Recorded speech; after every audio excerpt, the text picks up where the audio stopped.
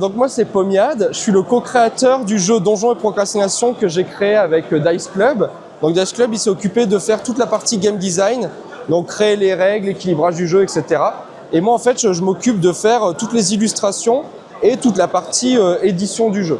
Donc en fait ça va être un jeu qui se joue très facilement, ça se veut très accessible, c'est des parties qui vont durer 10-15 minutes.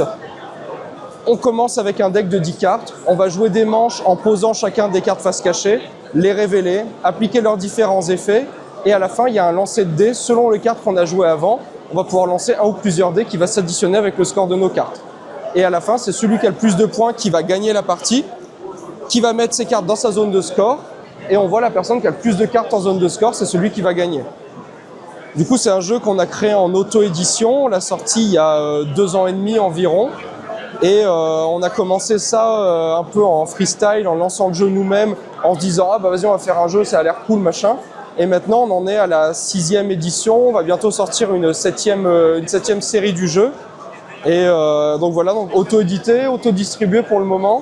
C'est imprimé en France, on fait ça nous-mêmes et voilà.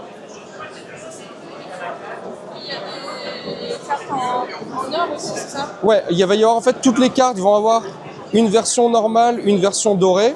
Donc la version dorée de chaque carte, c'est un peu sa version rare. Il n'y a pas d'effet en plus au niveau du gameplay, c'est vraiment pour le plaisir d'avoir des jolies cartes, des choses qui brillent.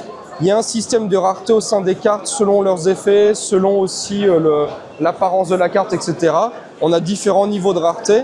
Après, toutes les séries qu'on a sorties depuis 2 ans et demi, on les réédite régulièrement et on les remet en ligne, disponibles sur notre site. Du coup, ça se veut pour contrer un peu le côté spéculatif qu'il y a dans le monde du TCG habituellement.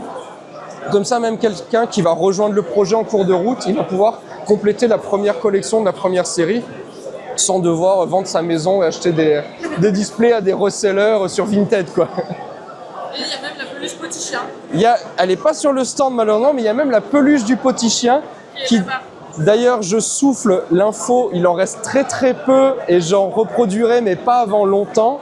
Donc si vous en voulez, il faut sauter sur le site, il en reste genre 3 ou 4, un truc comme ça. J'en referai un jour, mais c'est un budget différent et ça prend de la place et tout, donc